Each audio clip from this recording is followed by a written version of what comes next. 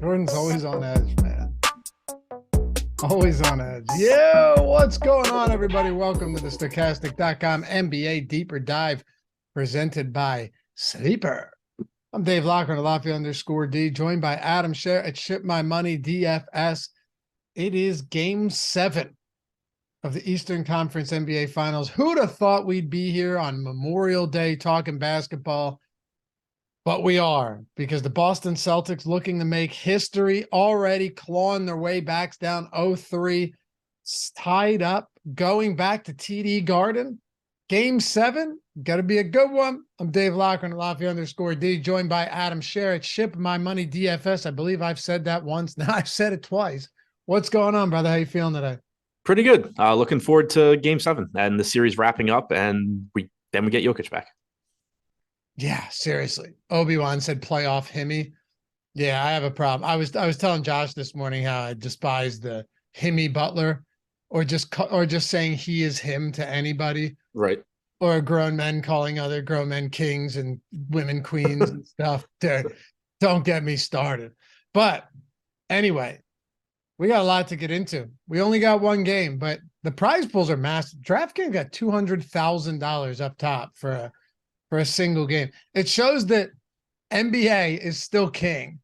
No matter, like, obviously if football was happening right now, it's a little bit different, but $200,000 prize up top.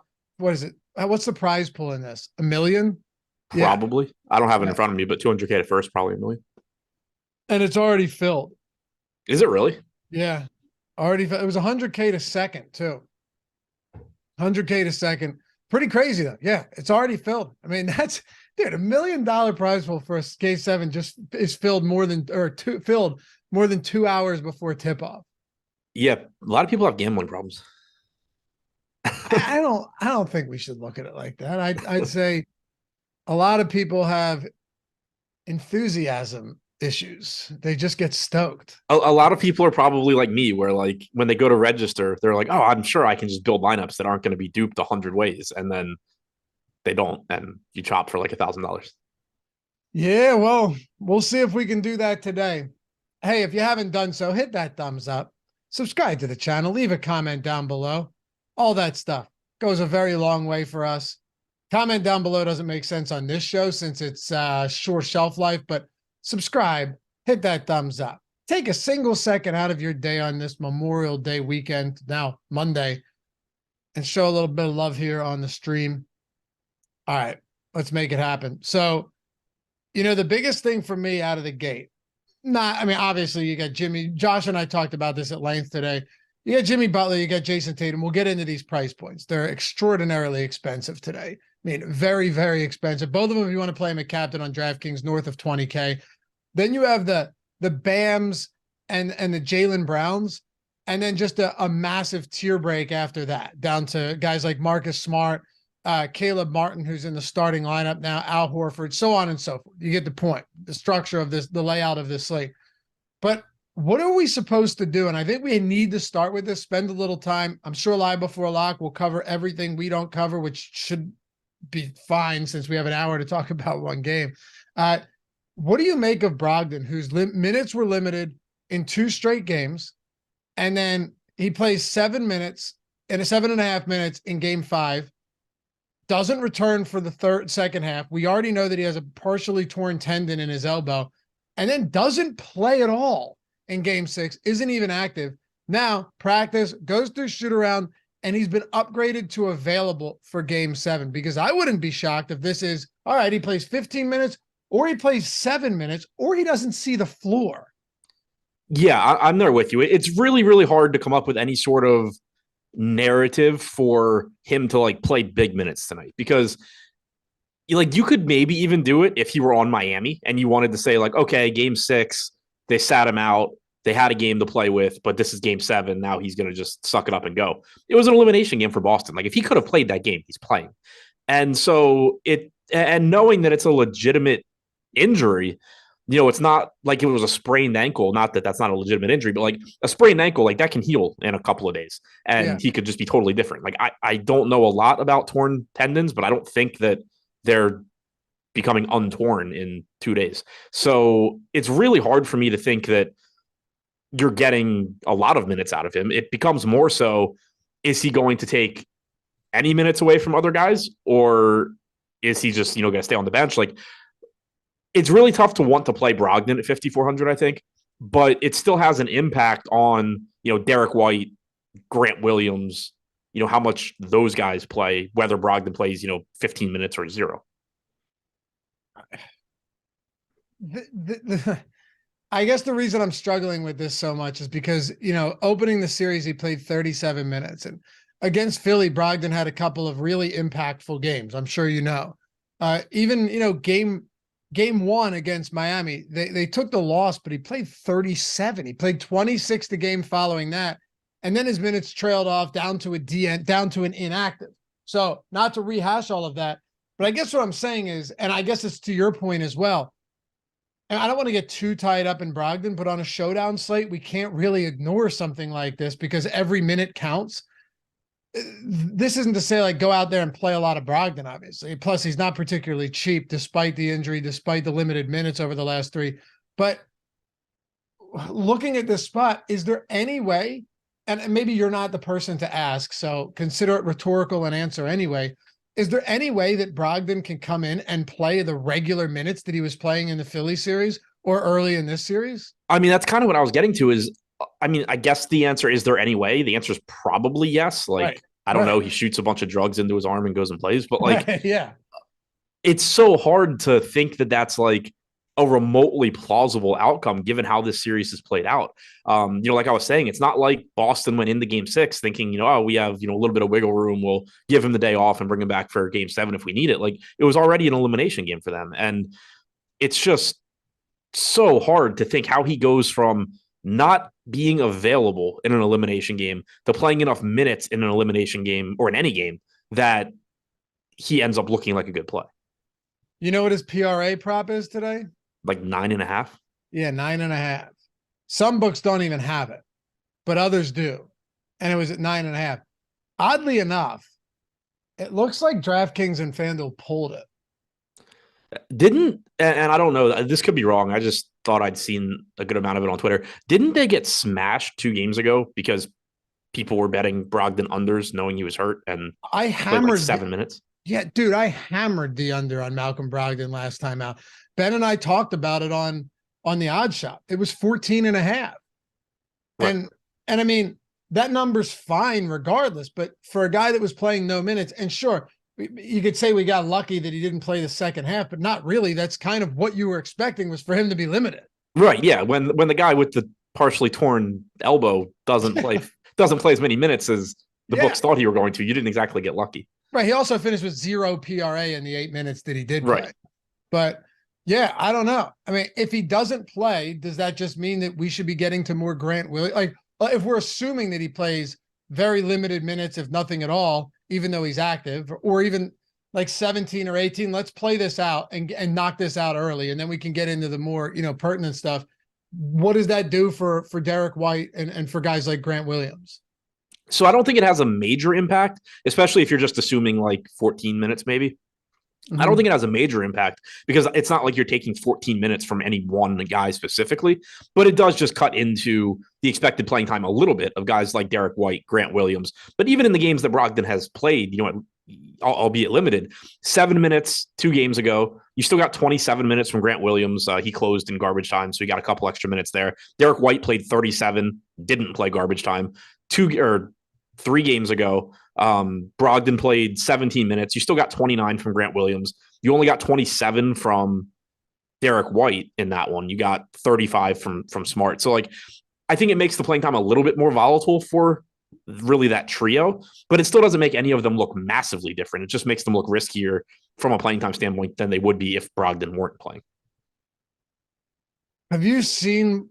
I mean, dude, if you want to plug, and this isn't to say it's not doable, and people are going to do it for sure, but if you wanted to plug Tatum in at captain and then Butler in at utility out of the gate, we discussed it a bit this morning. That leaves you with sub 4K per player remaining over the final 4 spots. You said Tatum at captain and then Butler? Yeah, and then Butler in utility.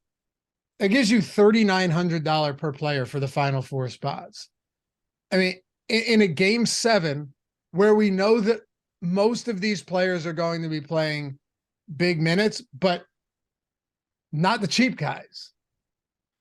Right. Yeah, it's ugly. I mean, when you look at the players 3,900 and below, like Duncan Robinson, you expect to be in the rotation. Yeah. And he's also going to be probably in every lineup that has Tatum, captain, Butler, utility, or other way around. Right. But then you look beyond that. So you have Duncan Robinson and Grant Williams that you're confident those guys are going to be in the rotation. Mm-hmm. Kevin Love may or may not. Played 14 minutes 2 games ago, didn't play last game. Highsmith played a ton of minutes 2 games ago, didn't play last game. Zeller is going to play the 2 minutes that Bam Adebayo leaves the floor. It's not even like there's a lot that you can roll the dice on. I mean, Peyton Pritchard's 1K, like Sam Hauser's 1K. Do you hope that some weird shit happens and those guys have to play? But with Brogdon back, it becomes even less likely you get Pritchard. It's not even like there's cheap dart throws that you can really make any sort of a case for. That's the problem. Yeah, Zeller might play 0 minutes. Right. Yeah, I mean, he played 2 minutes he played a minute and a half last game. Bam played 46 and a half. Right. Yeah, I don't know. I mean, can you do it? I'm sure you can do it. Let's just do a little thought experiment here because I want to get your opinion. I talked to Josh this morning, as I said, but I'd like to get your take on this as well. An alternative view or maybe the same view. because Josh and I were in alignment on this. Like you go Tatum, Butler, and then say you plug in, because if you were to plug in a Bam or Brown after that, there's just nothing you can do. You're going, like, you have to play a 1K player for sure that probably doesn't see the floor. And then even after that, you're probably forced into Cody Zeller too. Yeah. I mean, yeah, you can't do anything after you literally. Okay. So you literally cannot do shit with that. So basically if it's Tatum, Butler, and then we'll get into some other iterations of this without these guys at captain and look at some of the value plays up there, which will make it a lot more interesting because there are a couple that make sense. Even if you were to go, all right, well, I'll plug Caleb Martin in next. You still have 2,900 remaining. I'm just like, what are your thoughts on building a lineup with Tatum or Butler at captain? Can you play the other one with them in utility? It's tough because the thing, and you kind of alluded to this when we were talking about Duncan Robinson and Grant Williams. The other thing you have to keep in mind is not just that your lineup's going to look really ugly if you go that route, but you have such limited versions of that lineup you can build. It's going to be duped a lot. Like it basically has to be, because there's no. It's not like when you look at the cheap guys, you're saying like, all right, well, I know that, Grant Williams is the best option, but Sam Hauser is going to get there often enough. I can make that pivot. Like outside of injury or something, Sam Hauser is not getting there. Like there's no like second tier of value guys that give you any semblance of the same range of outcomes as the primary tier of value guys, which including Grant Williams and Duncan Robinson. So that's kind of the problem, is you get forced into this price range, but then even within that price range, it's like, okay, you get two options. Yeah, there's exactly. And you need both of them. and everyone's essentially going to be funneled to the same guys. Yeah. Right. It's a really interesting slate. It is. Because like the thing is though, they priced up the mid-range too. Like I was just playing around with different lineups while we were talking and, saying like, okay, well, what happens if I go like Marcus Smart at captain, and then I play Tatum and Butler at flex or utility or whatever we're calling it. And it's like, oh, now I'm right back to that same situation where I need to find two guys or three guys, 3,600 or less. So that's where it gets crazy, right? Because if you were to say, all right, like and I'm not saying that these lineups won't be duped, but honestly, in my opinion, some of the best lineups look like this. They look like, and I'm just plugging it in now, a Derek White captain, and then one of Butler and Tatum then you can plug Bam and Jalen Brown in, and then you can actually make a pretty nice lineup. So you're foregoing one of the two top elite guys. And let's not get this twisted. As good as Butler and Tatum are, they're not Jokic either. Like both of these guys could easily finish with 50 fantasy points today, and you don't need both of them. There's that. You could plug White in at captain. He's playing huge minutes recently. I understand that Brogdon's playing, but I still think that White. I think White has a clear path to at least 30 some minutes. Oh yeah, I think White's playing a lot regardless. Me too. Okay, so we're on the same page. If you go Tatum, Brown, Adebayo, or even Butler, Brown, let's throw Butler in there. Butler, Brown, Bam, Adebayo. You have $4,300 remaining per player. That's actually doable. Then you can start making lineups that look kind of decent. Duncan Robinson, you can play it up to like a Strus or something. Again, I think that'll be popular. But once you go a little bit cheaper at captain, and I'm not saying it's pretty, we could try with Bam at captain and Jalen Brown at captain too. Those lineups just look like there's, number one, they look better, but two, it looks like there's a lot more you can do with them, even if you were trying to get different. Yeah, and you mentioned this a minute ago too, that neither of Tatum or Butler are Jokic. It's coming up in chat a lot now too. Well, do you just take a 0 from a 1K guy and then you can get to them? Because it worked with Jokic, and it's just Jokic went for like 80 fantasy points or whatever it was. So yeah, if Tatum or Butler go for 80 or 75, you're going to need him a captain and figure out something to make it work. But like that's obviously very above and beyond what you're expecting from them. It's better than you're expecting from Jokic, but even more so obviously from these guys. So that's a tough build. I actually kind of wish I had registered tonight, because I had a really good NBA postseason a year or two ago, and pricing was more like this, where you had to like get creative and be willing to give up the top end guys because they were so expensive. And I thought people were making mistakes where they were still willing to jam in the top end, the most expensive guys, and then roll with value that was just going to play 4 minutes or whatever it was going to be.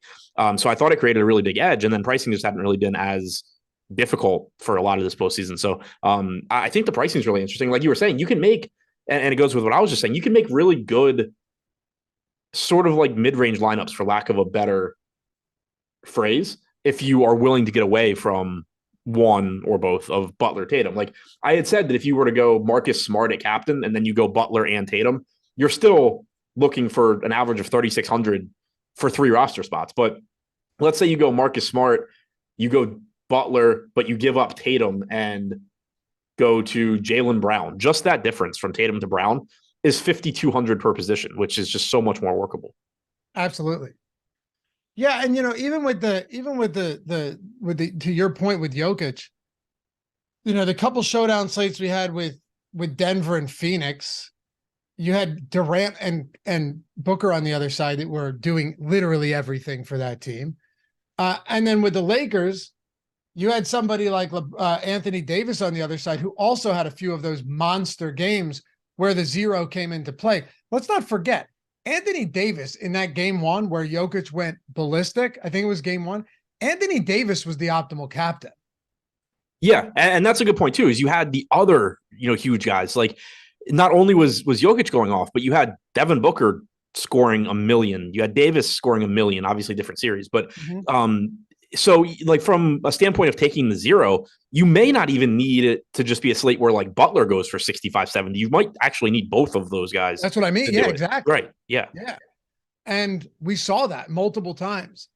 Right. Because like, let's say you get 70, because that's the thing. You can still make like good lineups with those guys, or decent lineups with those guys at captain if you don't have the other ones. So let's say Jason Tatum goes for 70. If you play him at captain and you haven't done anything else yet, you still have just shy of $5,900 per position. So you can make a pretty decent lineup around him. And like if he goes for 70 and Butler goes for 50, chances are that non-Butler lineup is going to be what you want, because the gap between guys like Lowry, Vincent, Strus, Horford, White to multiples of Duncan Robinson and worse is just going to be so big. But if you get the 270 fantasy point games, then yeah, you probably need to find a way to get them both. But even then, you could conceivably get a spot where like you have them both, but you still have a cheaper captain. Like it's so hard for those two to win, I think. And it is bared out in the ownership too. Like Jimmy Butler today at that getting sub 10% captain ownership. Like Tatum's getting 12. But they're not even in the top 3. Butler's 5th. And then it's pretty flat too. Caleb Martin's getting 7.5%. Derek White's getting 7%, as they should be. Marcus Smart getting 7%. Then it falls off a cliff. But we have 1, 2, 3, 4, 5, 6. We have 8 players at 7+% projected captain ownership right now because of how expensive they are. Right. Yeah. I mean, it looks like a really interesting slate from that standpoint. Like, Bam, we hadn't talked about. I think he's a really interesting one. Obviously struggled a lot last game, but played like 46 minutes. Fully expect to see mid 40s from him again tonight. And, it's not a guarantee he plays well. And obviously he's not going to have the ball in his hands as much as Butler does, but he is cheaper. He is still capable of giving you that big game. So yeah, like the Adebayo, Jalen Brown, you're still getting very high upside guys. They're going to play a ton of minutes, but you're getting them for $4,000 less than Tatum and Butler. Want to get into some more of this and really dig into what makes the most sense on a slate like tonight. Take a look at some lineups too with guys like Tatum and Butler at utility with a cheaper captain, see how that looks. I also want to get Adam's thoughts on potentially fading both of these guys in some lineups. Before we do though, I mentioned this, I think it was Friday's MLB show. I was on here with Adam, and Sleeper and Stochastic just partnered up. And I told you guys, it's like, I don't bullshit you guys when it comes to this type of stuff. If it's good, you'll know. If it's not, you'll probably know. Like Manscaped, for example, you can tell from, quite frankly, Adam tweeting about thinking of me when he lotions up his nuts. You know it's good, right? Like I don't need to do anything about that. But I've been on Sleeper forever for fantasy leagues.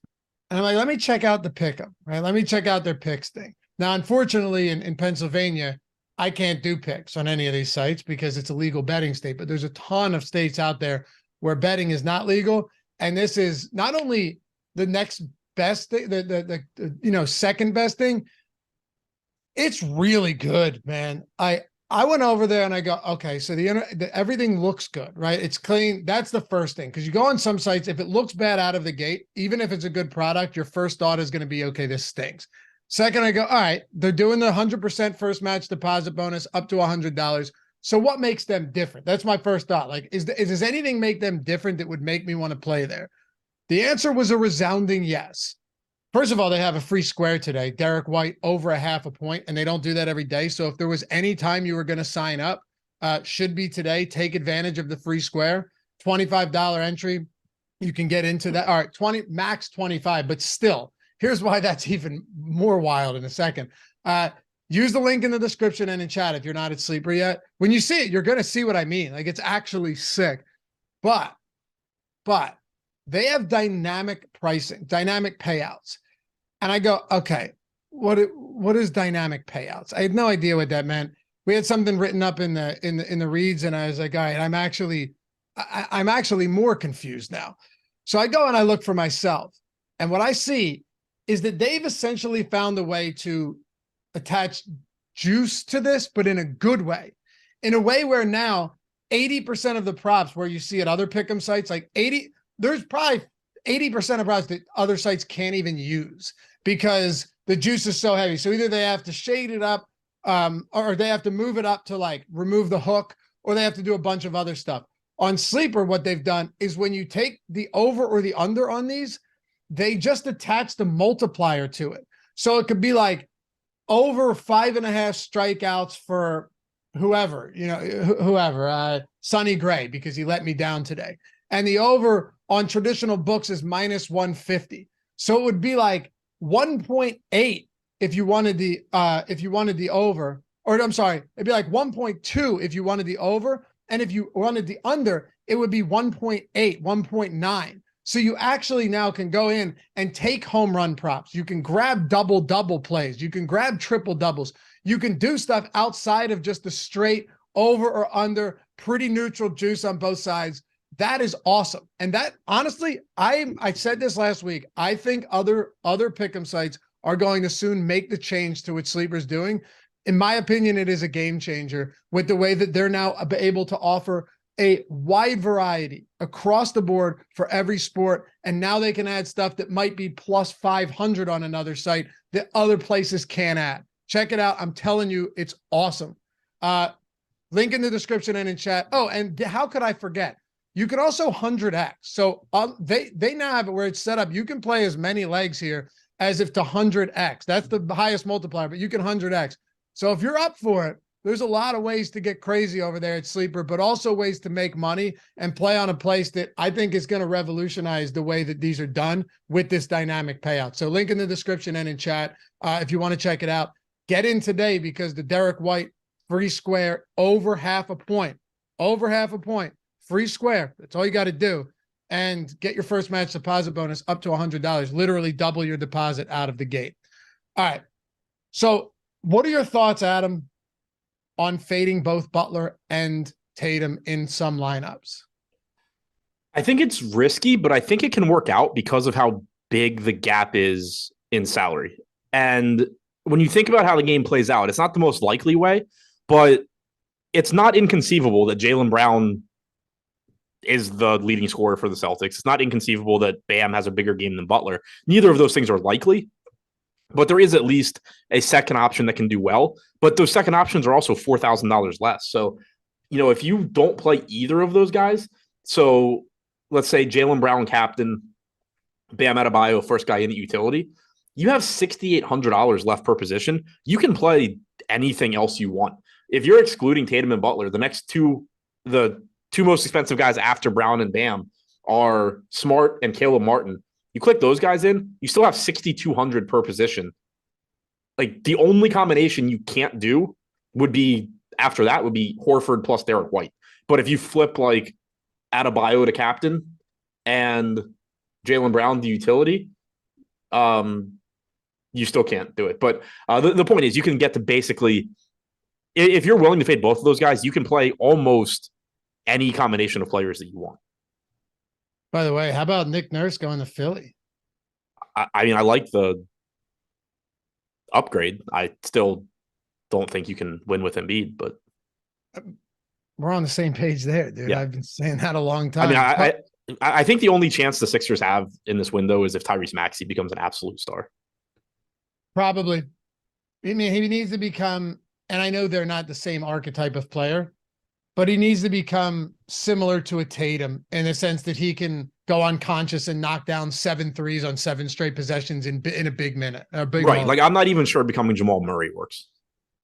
Yeah, you're probably right. He needs, like, it obviously would be nice, but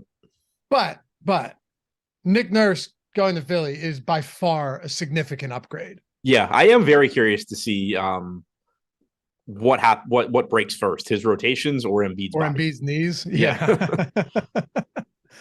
I don't think he's going to go into it with the same mindset as Toronto. I don't think he will. I know Josh Lloyd. He's a dummy. Like, I don't think he's an idiot. I think he probably gets it. But he did also have a banged up Fred VanVleet and play him 40 minutes a night for as long as he could. That's true. Gabe Vincent expected to play. Yeah, no surprise there. Will McNeil, shocker. Laffy didn't like Doc. Why is that a shocker, Neil? I'd love to hear your thoughts. Why is that a shocker? Please. I don't know. Elaborate. I want Will to tell me.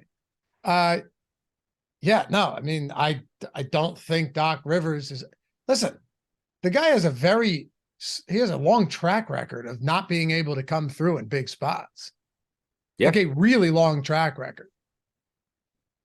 Whatever. Completely agree. Yeah. And I mean, like, I think a lot of stuff gets pawned off on coaches that they probably don't deserve credit or blame for, but also it's a long track record for Doc. This year was probably the least of Doc's fault that it's been than in previous years. You know, like I think probably this year you could look at, I didn't blame Doc Rivers this year, but you'd still, sometimes it's just time for a change. Plus it's not like he has been fantastic regardless, but anyway. All right, let's get back. By the way, we're 11 likes away from 100. We got over 700 people watching with us right now. Can we take a second, hit that thumbs up maybe? Let's just take a single second. Take a single second. That wasn't my question, Neil. Why is it a shocker that I didn't like him? Yeah, take it. We need 10 likes to get over 100. That's all. And then we can resume this. 98. 99. Oh, wait, if we don't get to 100 likes, we're not resuming. I'll take mine away. No, 108. I mean, we're there. We're there. Appreciate you guys atoning for your sins here. Means a lot. Means a lot. All right. 118. There we go. We're cruising. See, people just forget sometimes. Just subtle reminder, tap on the shoulder. Hey, hit that thumbs up, pal. Does a lot for us. All right. Derek White at captain. Can we get back to this for a second? Because like the Derek White's at captain, and you don't have to use him specifically, but just kind of as a proxy for a few guys in this range. I guess it's really just him and Horford at that price, though. We could talk about some of the others too, if you want. Gabe Vincent, Caleb Martin in that range. How do you feel about those type of builds tonight?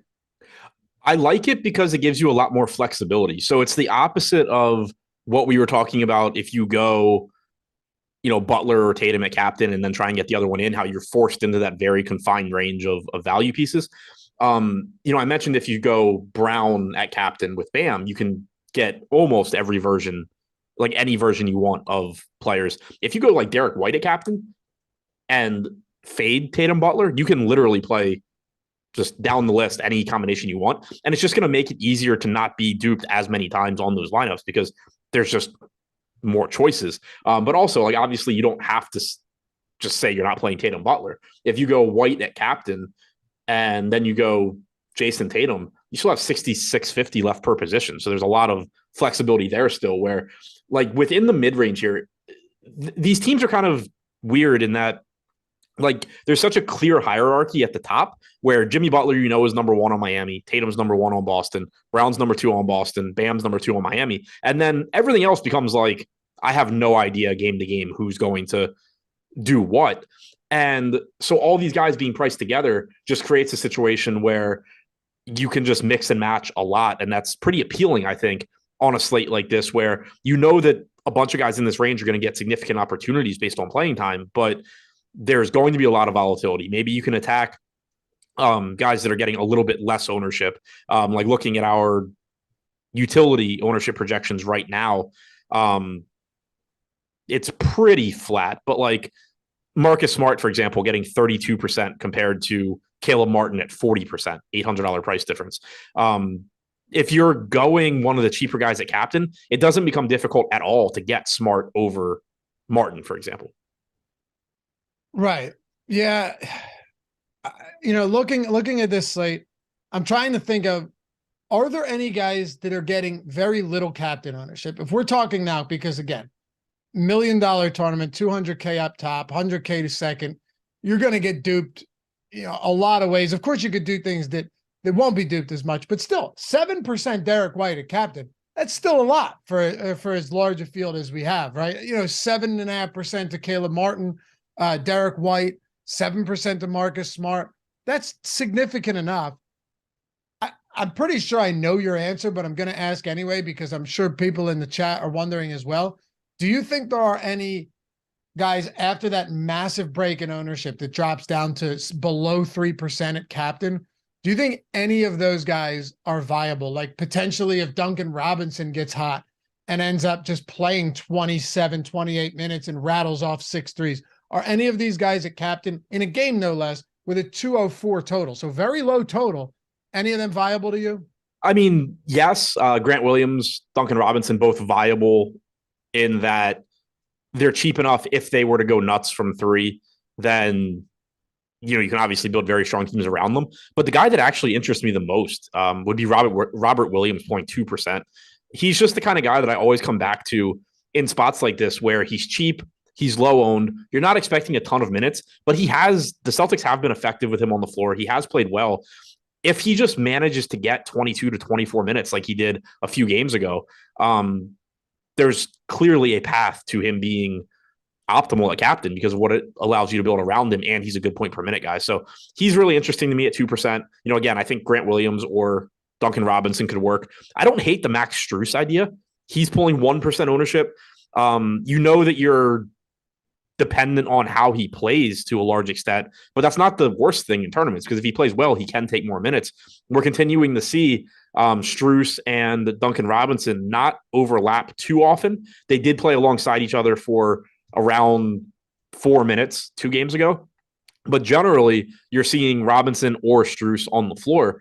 If Strus plays really well, he can close the game and take minutes away from Duncan Robinson. And he's not really getting a lot of utility ownership, but he's getting no captain ownership either. He's at least somebody that's in that same mold as, Robinson and Grant Williams, where they can get hot from 3. But if Strus gets hot from 3, you're looking at like mid 30s in minutes, which is a lot more difficult for Grant Williams or Duncan Robinson. And if you guys have any questions, feel free to throw them out there. We still got 20 minutes till we flip this one over to live before lock. We had a comment in chat that I want to talk to you about from JJ Hawk 30. Never seen Caleb Martin once over 6% at captain. It's been a cheat code. No one has been paying attention the last 3 games.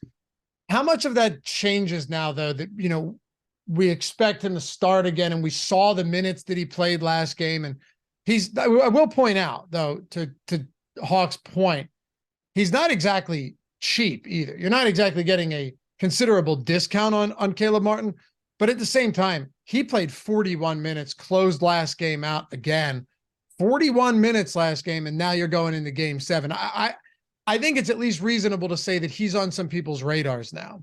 Yeah, I mean, I think this is also different. Granted, I didn't look at the slate Saturday, so I don't know what the pricing was like, but you're getting very expensive pricing. The more expensive that Tatum and Butler get, the more valuable at captain somebody like Caleb Martin is going to be. And then also, of course, he has clearly become more valuable as the series has gone on. 3 games ago off the bench, played 35 minutes. 2 games ago off the bench, played 32 minutes. The minutes were there. Last game moved into the starting lineup and played 40 and a half. So I think it's a combination, and possibly could have played more, but gotten a little bit of foul trouble in the 4th and lost a couple minutes. I think that it's a combination of this is probably the most valuable Caleb Martin has been, just because you can feel the best about his minutes that you have in the entire series. And it's that much more difficult to get to the top end guys at captain. He was 6,800 last game, so not a big change in. What were Tatum and Butler though? Yeah, hold on. So Butler is 13.6 now. He was 13.2. Okay, it's not too bad. Opened the series at 12.2, which is pretty crazy. Tatum is 13.8, and he was 13.4. Yeah, so not too big of a difference. No, not a huge difference here. But I think there's also something to be said about the fact that last game we saw Caleb Martin play 41 minutes. Right. Yeah. Moved into the starting lineup, played 41 minutes. Like I said, he picked up a foul with 6:54 to go in the fourth, subbed out for 2 minutes. Like conceivably could have played 42. Oh, that was his fifth foul? I don't know. I just know I think you're right. I think he had 5 fouls in that game. Then yeah, it was his fifth. Okay. So I mean, who knows if he would have played more, but that's what you were getting at, I assume. Yeah, it's pretty clear he would have, because he subbed in, he picked up a foul in 21 seconds, and he went back to the bench. That was his fourth, actually. No, but no, you're right. I'm sorry. He picked up the fourth at the start of the fourth, and then he picked the fifth up in the 21 seconds you're talking about that he played. Right. So like clearly the plan was for him to just close out that game. Right. That's another. That's about 43 minutes. That's a lot of playing time for Caleb Martin. Wow. Yeah. Okay. I mean, the only thing, like, if you think about where are those minutes going to go, it's hard to even really come up with who steals those minutes. They just seem pretty secure because, like, yes, you have this wing, the wing rotation where you have Martin, you have Strus, you have Robinson, but Martin does more defensively. And so that's why you've typically seen one of Strus or Robinson on the floor at a time, and Martin's just out there regardless. Kyle Lowry only played 18 minutes last game. He's the one that subbed in for Martin after the fifth foul in the fourth. Like, that's a conceivable guy that could take minutes from Martin, but also Kyle Lowry sucks and probably isn't taking minutes from Caleb Martin. I see a lot of people in chat asking and talking about Gabe Vincent. Yes, he's playing, and maybe I'm less concerned about Gabe Vincent than other people. Like he played 41 minutes last game. Yeah, he didn't play game 5. I get that, right? But he came back and played, as you mentioned, 41 minutes. And it's not exactly like his usage was in the basement either. He didn't get to the line at all, but he attempted 16 shots. He's the type of guy that's going to get up a lot of 3-pointers. That price point to me on Gabe Vincent is actually a little bit surprised. I just, it's weird that Gabe Vincent's price is that low when you have so many of these other guys that are like, okay, if Gabe Vincent was that cheap last game, coming off of the absence and not really knowing how many minutes he was going to play between Lowry, and is there some uncertainty in minutes for Gabe Vincent? I guess, but you have to think that he plays a lot of minutes today. Pretty crazy seeing his price, honestly, so close to Malcolm Brogdon, who might not even play, like he'd be active, but who knows if he plays more than 10 minutes. His price, he's cheaper than Kyle Lowry right now. Yeah, it's probably the only actually broken price tag. I agree. Yeah. Just when you compare it to other guys, like, can you make the case that Bam Adebayo and Jalen Brown are both pretty underpriced if you're going to make Tatum and Butler nearly 14K? Yes, I think, like, if Tatum and Butler are going to be almost 14K, you probably should have Bam and Jalen Brown in the like 10 to 11-ish K range. But at 9K and 9,200, they're still flawed enough where it's like, okay, they're underpriced, but it's not, you don't look at it and go like, what's going on here? You look at Gabe Vincent, and like you were just comparing him to, he's $200 less on DraftKings than Malcolm Brogdon, who, like, you can't make a case that he should be more expensive than Vincent. Like, that, it's impossible. He's $400 more than Max Strus, who, I think that they're kind of similar, but you should feel better about Vincent's minutes than Strus's. It's really, really tough not to look at that Gabe Vincent price tag and say, like, this guy is clearly the best value. I don't disagree. Damn, we're almost at 200 likes. Almost at 900 people watching for a single game. Love it. What do we got? 21 people to 200 likes. That would be a beautiful thing today, my friends. Yeah. So Gabe Vincent, and by the way, Adam, he is popular. I'm not saying he isn't. Like he's 62%. He should be. 11% captain. Yeah, but he should be. Exactly. Right. And I'm not super. Go ahead. No, I was saying, and I mean, the one thing, like with the ownership to keep in mind, going back to dupes, if you don't play Gabe Vincent, you don't have to worry about 60% of the field. Like, regardless of what else is in your lineup, if you don't have Gabe Vincent, you already eliminated duping with more than half the field. So, like, that aspect of it is nice, but he absolutely deserves the ownership from a value standpoint. Edgar Allan Poe said, there are real religious feels I get when Laffy says to atone. I always do. Well, that's good. And then he asked, what would be the name of his cult? That's a good question. What would be the name of my cult? I don't have anything good off the top of my head. What's that? No, me neither. There's got to be some good answers out there. I mean, I feel like, first of all, it would have to be some type of like Pentecostal church where, like atone for your sins. And then like they throw, and then they throw snakes into the congregation. Right. Dude, there's Pentecostal churches out there. There's a channel called Soft White Underbelly on YouTube. And he interviews like just the most far out people in the world, whether they're, addicts or pimps, or you go to fetishes, all this wild stuff. And he found the preacher, a pastor of a Pentecostal church. And he's talking about like, yeah, one time we did drink poison and a few of us died. And yes, my dad did get into a bed of rattlesnakes and he succumbed to the venom. As one does. Yeah, as one does. And he's like, well, how does that work? He's like, well, you're allowed to call an, you're allowed to go to the hospital. It's not encouraged, but you're allowed to. And these people are all drinking fucking Drano, and they're like, it's the craziest thing in the world, man. Pentecostal church. I did some digging into that one day. That is some wild stuff. Speaking of which, Righteous Gemstone's coming back soon. I haven't watched it, but I saw that Danny McBride was at a race or something, and he was up in the booth, and they were only talking to him about Eastbound and Down when he was trying to promote Righteous Gemstones. Wait, so you haven't seen Righteous Gemstones at all? No, I heard it's good. I heard it's really good. Yeah, it's good. What is it on? HBO, I think. I got to get into that. Once basketball's over, I think I'm gonna sit back and watch a little bit of like catch up on some shows I'm trying to get into for sure. Yeah, I need to catch on Succession first, but yeah, Righteous Gemstones is good. But yeah, hit that thumbs up, atone for your sins, my friends. All right. Some of these comments are great. Oh, guys, one more thing. If you're still not rocking the Stochastic Avatar yet, and you're not putting yourself in a position, even if you already are a sub, to get a free month of Stochastic Plus Platinum, all you got to do is go to stochastic.com/avatar. Use the avatar, okay? Our Hall of Fame segment's coming up after, what do we have, 19 slides today, Jordan? Ton of people winning the free months. A lot of them just entering the nickel or the quarter arcade, right? Like the dime, whatever the wiffle ball or whatever. Entering that, download the avatar, use it on DraftKings, FanDuel, wherever it is you play. Finish top 3 in a field of 5,000 or more, and tweet your wins. It's Stochastic HOF. There's some people that are finishing top 3 in a field of 5,000 or more. Their winnings are like $60, and the free sub is worth $120. Also, you're getting this fine fella right here to induct you into the Hall of Fame in front of all your closest friends. Gather your family around the computer, throw it up, mirror it to the TV, and say, look what I've accomplished. Tell your wife and kids, show them it's a big day for you. Straight like the big reward in the Christmas story.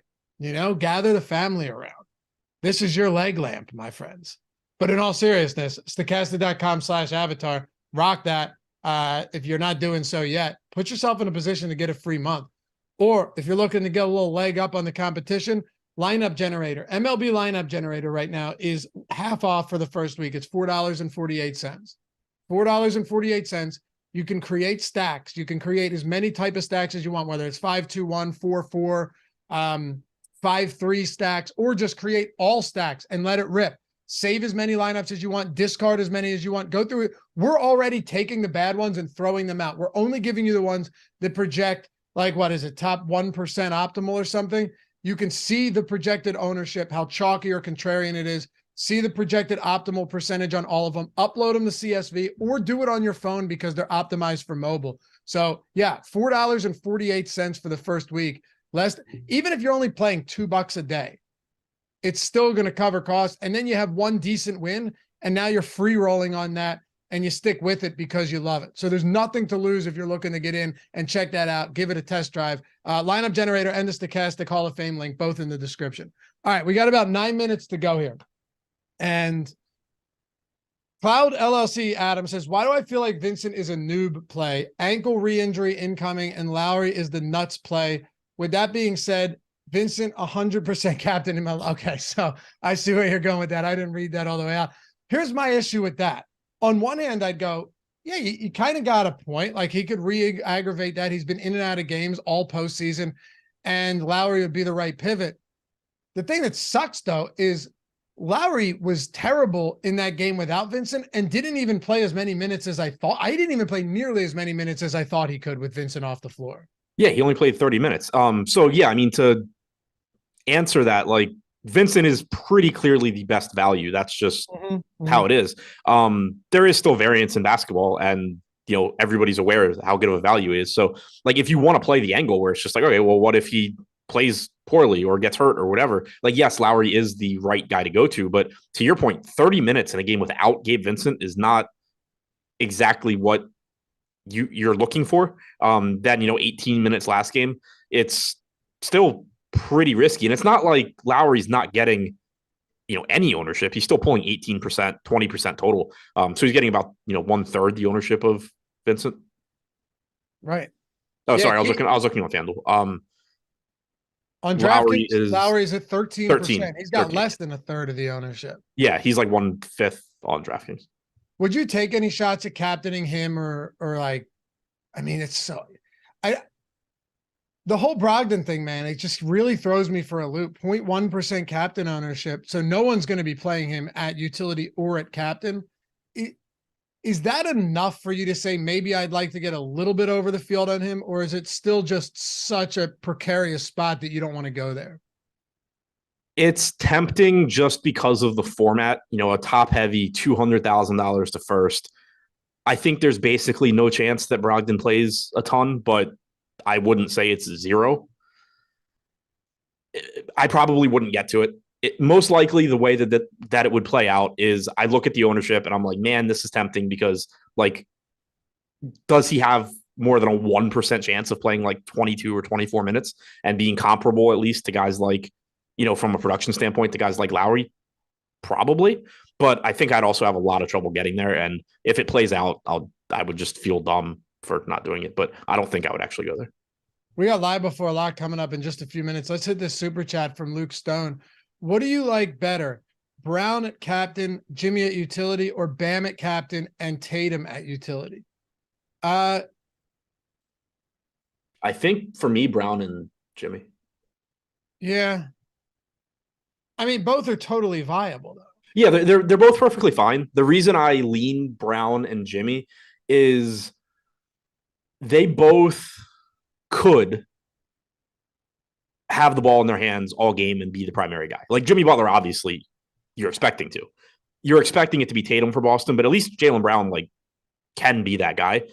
Bam can have a big game for sure, but it's more difficult for him to just step up over Jimmy Butler than it is for Jalen Brown over Tatum. Again, not that I'm saying I expect that to happen, but I think you have a little bit higher chance of getting a fourth quarter where Jimmy Butler and Jalen Brown are just going back and forth at each other than Tatum and Bam. If that makes sense.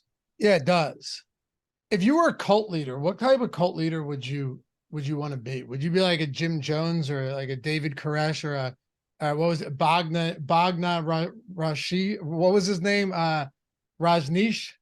I'm not well versed in cult leaders. The Indian cult down to out to Oregon or something and just took over this small town. People were very really what do you know Koresh? I know Koresh and I know Jim Jones. Yeah. I would probably choose to. So I mean, you're basically asking would I choose a gunfight or cyanide? Yeah, but he didn't drink the cyanide. Oh, right. True. Yeah. I mean, I guess I got to go that route. Wasn't there a firefight with Jim Jones too after all that happened? I think there was. I have no idea. Probably. Wasn't that the one that Hillary Clinton claimed to like be at and ducking behind an airplane or something? I have no idea. No. Man, the way Koresh and them went, that was a wild one. Yeah, I started watching a documentary on that recently. I think I fell asleep and didn't finish it. But... The new one that's yeah. like actually, yeah, people got pissed because they were saying it was taking like fully taking the FBI's side on that. I didn't finish it. I forget. I didn't finish it either. I'm not sure. It was kind of crazy though, just like because like they were interviewing like an actual person that was there, and it's just like a reminder that like it's actually there was actually real people that like were there. I can tell you what kind of cult you would run for sure. And I'll give everybody a hint. It would be in Utah. If you catch my drift. And in all fairness, that would be the right answer, don't you think? Yeah, I do. I wasn't thinking about that as an option. Jordan said Adam's cult would be him just operating a strip club. Yeah. In Utah. Off the books. Right. All right. I did want to touch on it quickly because it came up in chat a little bit ago. And obviously we've been focusing on DraftKings a lot because there's so much more strategy conversation in their showdown. But no, I wouldn't. I don't think fading Butler and Tatum on FanDuel is nearly as viable as on DraftKings just because the raw scores matter so much more there because you don't have the price multiplier. So for one, you're seeing them both pull the most MVP ownership by a mile. 42% to Tatum, 37 to Butler. Next highest is Bam at 10. So that's kind of pointing you towards like it's a lot easier and more important to get to these guys here. But 16 and 19% respectively at Star. It's really tough to make a lineup that doesn't have either of them on FanDuel just because the pricing isn't as prohibitive. Absolutely. All right, before we wrap this one up, and by the way, we're if you guys are in the betting, Ben Rasa, Eitan Shander, a bunch of other people, I'll be there as well. We're gonna turn up a little Twitter Spaces at 7:30. So if you're looking to get some bets in after your DFS lineups, come join us. Twitter Spaces starting in just a couple minutes. Should be a lot of fun. We've never done one of these before, so if you guys want to dive in, come hit us with some questions. Yeah, I know you can like turn the mics on and shit like that. So for people who are listening, we'll give it a whirl. Hopefully it goes well. But anyway, who would your favorite captain be? Right? Do you have a definitive answer on your favorite captain, or is it really favorite captain by build? Yeah, I mean, I think it's more just kind of whatever ends up in the builds. I do think I like the balanced builds more, whether that leads to being able to get to like Brown, Bam at captain, or if it means Derek White, Marcus Smart. I don't think I have like a specific answer between those guys, but I do like just for a variety of reasons. Like one, I think it's got a good chance to be higher scoring anyway, but also just so much easier not to dupe as many times as if you're paying all the way up. So I do like the balance builds more. Appreciate you guys watching as always. This is a fun one.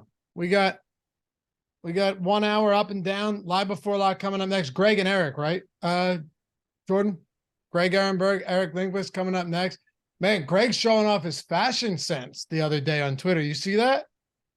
No, I didn't. Was he wearing Pokemon? Oh, you didn't? Did you see it, Jordan? I know people in chat saw that. Apparently, he got a swag bag from DraftKings, and he was decked out in like pajama pants that came up to his high ankles, and it was a sight to behold for sure. He's now rivaling Alex Baker. Yeah, good one. But anyway, those guys coming up next, they got you covered all the way up until 8:30. Have a great rest of the Memorial Day weekend. We'll see you back here tomorrow for baseball action. But don't go anywhere. Live before lock coming up right after this. Appreciate you guys. Later.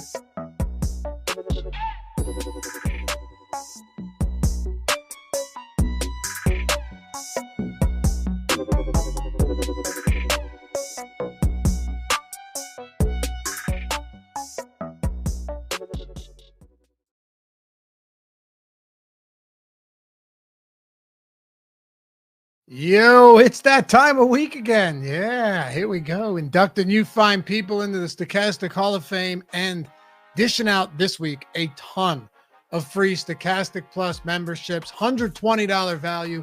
All you got to do to get up here on the board, greatest day of your life, get inducted, get the free month of Stochastic Plus Platinum is download the Stochastic.com avatar. At Stochastic.com/avatar. Use it wherever it is you play and tweet your wins at StochasticHOF. You finish top 3 in a field of 5,000 or more, and boom, you're in. Just have to have a Twitter account and play DFS with the avatar. Get the free month, get inducted. We got a lot of great ones today, so let's dive into it. First one, our own Josh Engelman. Don't worry, Steve Buzzard, I'll take it from here. 50K Saturday over the weekend. Our boy took down 50K in the relay throw, and it was a blowout. Not even close. Shout out to Josh. You'll be seeing more of him and myself all over the shows going forward. Tyler McKeever, another trip to the Hall of Fame. Thanks, guys. $500 in the MLB Beanball. And Zemanuel chopped to 24 others, including Awesemo DFS for the win on FanDuel. Turned 60 in the roughly 1,200. All right. Yeah. Oh, and of course, shout out to the best DFS content in the industry. Thanks, Emmanuel. Appreciate you. And Sean, how about Sean? Enjoyed chopping with Alex, chopping a lot lately. Alex in the $6 last night, been running hot in showdowns lately. Shout out to the Stochastic crew for the best content and tools in the game. And Brett comes up next. Just a very simple at Stochastic HOF, man, a few words. $3,000 in the jab step.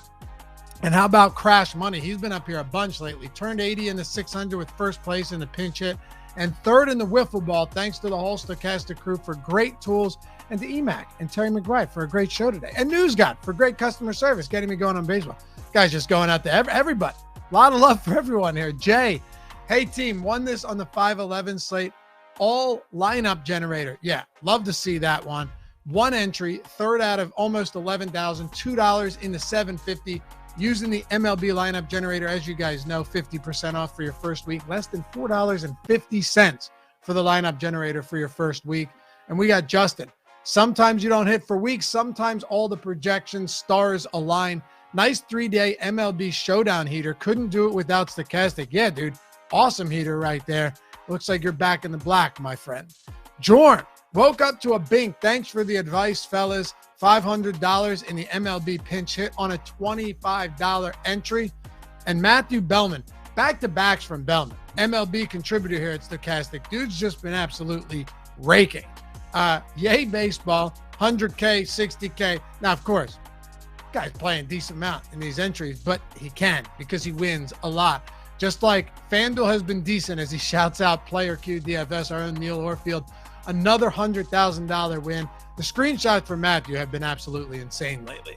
Dave Oliver, you guys are the best, and thank you for your great advice and tools. First out of 1360, first turns that into $2,000. And Adam, this one's odd. Stochastic has daddy feeling real sexy after turning 25 cents in the 500 last night. Go Hawks. And then he adds Eric Lindquist here, which is suspect, but we continue. And Tyler, again, third time this month in the top 5 for Tyler. Donkey, weird slate, but nice ROI in the $95,000 entry nickel contest. Stochastic tools rule the world. That they do, my friend. Congratulations. And Colby, please excuse my Twitter skills, but top 3, field of 5K or more, barely making both. $2 into $250. Always been a fan of the great YouTube information and would love to try out the tools. Well, you got it, fella. They are yours for the next month. And finally, Clay Miller. This is the result I sought. Thanks to Stochastic and my Premium Plus FC subscription takedown. $1 brought 50, first to 356. Yes, thanks to the tools. Appreciate you guys hanging out with us. We've got it right here for you. All you got to do, download the Stochastic profile picture at stochastic.com/avatar. Tweet your wins at Stochastic HOF. Get that free month, Stochastic Plus Platinum, and get inducted or welcome back into the Hall of Fame every single week.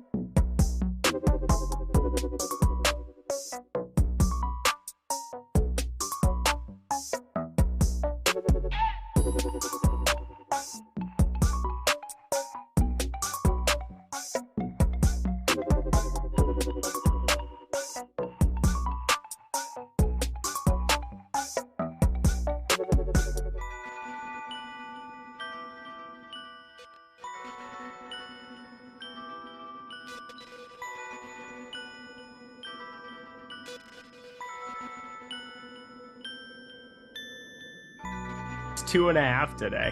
What? Thought that was pretty wild. Bryce Miller's been pretty good. What is going on, everybody? Welcome to the Stochastic NBA Live Before Lock. It is Game 7 of the Eastern Conference Finals. We have the Boston Celtics taking on the Miami Heat, and it's about time. I am like every single other DFS content creator now because I have a hat.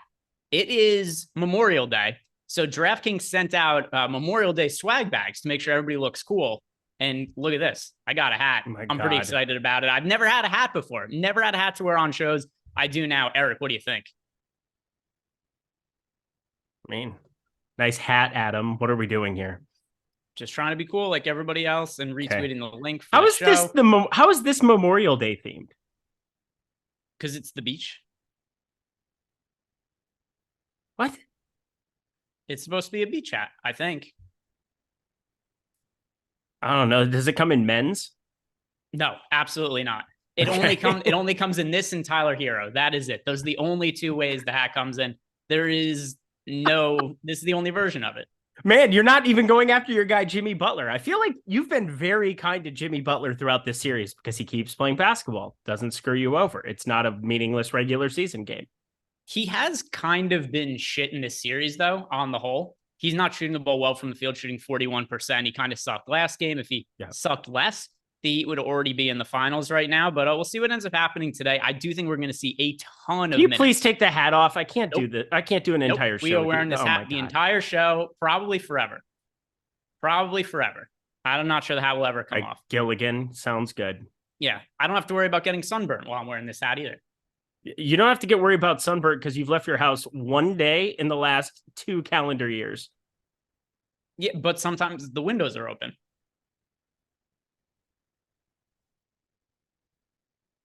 Does it look better sitting on my Jufro or pulled down? You got no, pull it down. I will never talk to you again if it sits on top. I can't. Hang on. Hello, everybody. I'm Gregory Ehrenberg. I'm my here from dad. The South. My dad made a lot of jokes about this hat when I sent him pictures. They were not appropriate for the year 2023. A lot of them would be considered in the category of transphobic. But I think this hat should have also come with a parasol. Yep. I think you need a cane to really make this accentuated. It's the Monopoly guy. Like from, I don't know. I think it looks pretty cool. I'm excited about it. I've been sick all weekend. And the one thing that I was looking forward to the entire time is I knew when this show comes around, next show I get to do with you, I'm going to get to wear this hat. And it is going to be fantastic. And then I'm going to plant some flowers afterwards. It is going to be a good time. Well, it seems like a seamless transition. So that's good. Shout out to Underdog, who's sponsoring our show today. If you guys have not signed up at Underdog yet, use the link that we have below and they will double your first deposit of up to $100. We're going to talk more about Underdog and some of the props they have available over there later on in the show. And nothing else to it, right? If you're considering playing best ball or just some of the pick'em contests that they have over there, use our link, $100 bonus on your first deposit. If you or anybody you know has a gambling problem, call or text the number 1-800-GAMBLER.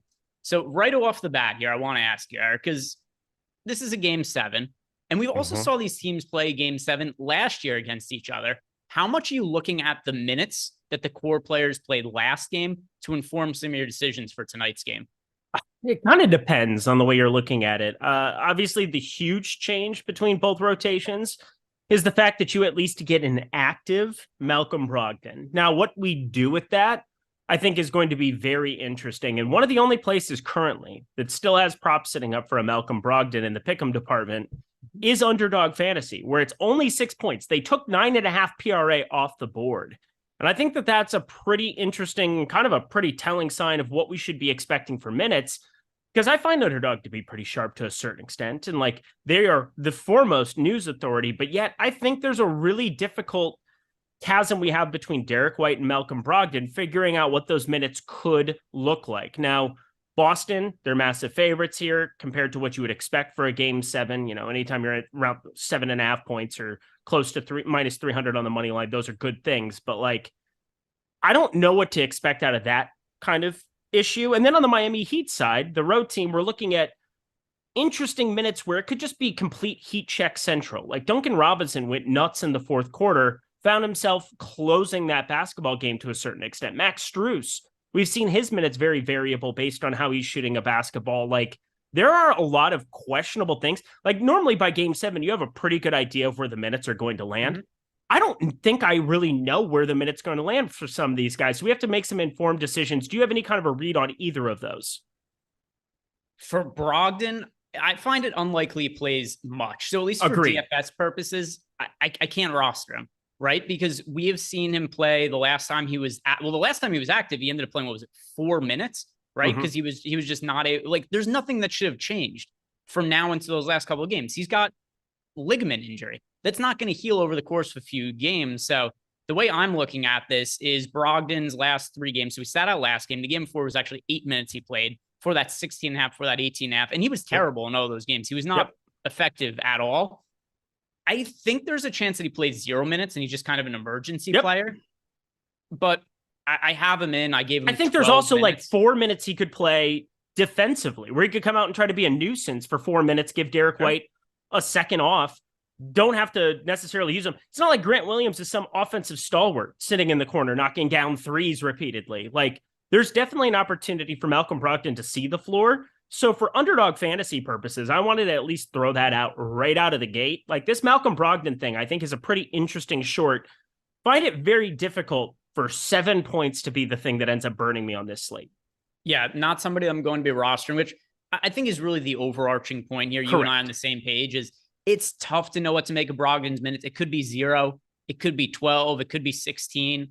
I don't find him to be playable in any of those kind of minutes ranges, especially because if you look at the recent games that he's played in total across these last 3 games that he's been active, he has played 40 minutes and scored a total of 17 fantasy points. Yep. It's just really poor production. I'm skeptical of the minutes. So no interest in Malcolm Brogdon. And sorry, I forgot who is the other player who you grouped and you wanted to ask me about? Then I was asking the Max Strus, Duncan Robinson, hot hand kind of situation. Sure. So to me, they're a little bit interchangeable in terms of dart throws. Neither of them are priorities. They're worth being in your player pool if you're building out multiple lineups. If you're only playing one lineup, I wouldn't have Strus or Duncan Robinson in it. So to me, dart throw kind of guys, if you're playing, max multi-entry, let's see, what did I get to on DK? I have 11% of Strus and 16% Duncan Robinson. Okay. That makes the most sense to me.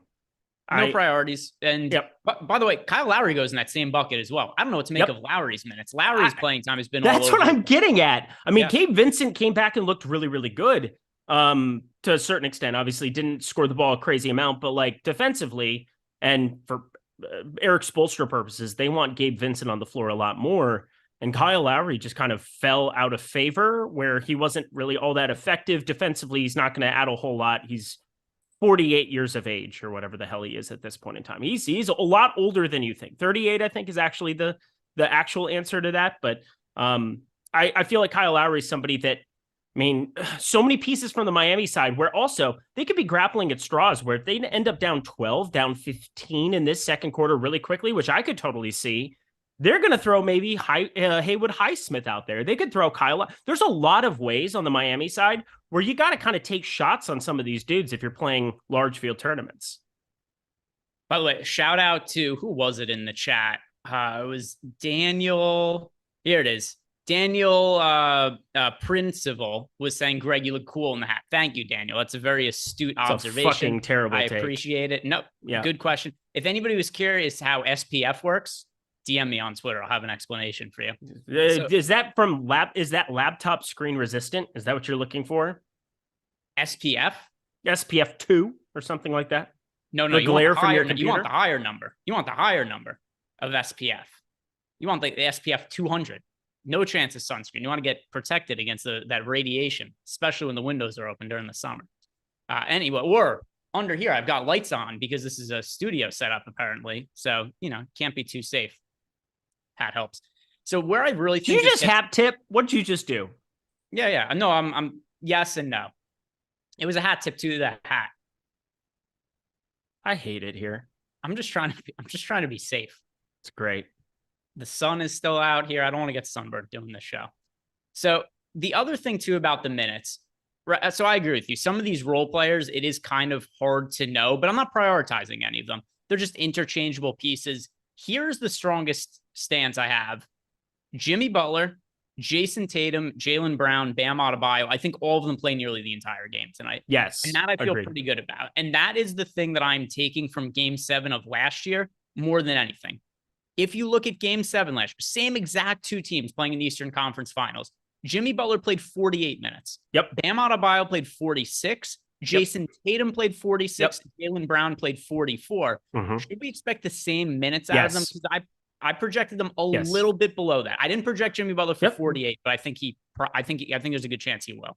I went 45 across the board on all 4 of them. I think that's the right way to do it. I put in 45 minutes, and the way that it comes out, like, you're going to get exposure to all 4 of them throughout multiple lineups. It's just a question of which lineups can I avoid a lot of duplication with, where it kind of lands at. And I think that's where I'm kind of landing on a lot of Bam Adebayo, Jalen Brown on this slate specifically. And also, I think there is a lot of risk going down to some of the cheapies, whether it's Haywood Highsmith, whether it's Duncan Robinson, Max Strus, some of these guys that are sitting sub 5, sub 6K, because I don't think we're guaranteed them to have roles today the same way we were guaranteed for them to have pretty prominent roles throughout this series. And like, that's where I'm saying it's very uncomfortable to be taking these shots. But as I build more lineups, I'm starting to get myself down into that situation. And obviously, if Jason Tatum goes for 50 real points like he did in game 7 against Philadelphia, probably going to need him. If Jimmy Butler does some of the insane stuff he did against the Bucks, so on and so forth,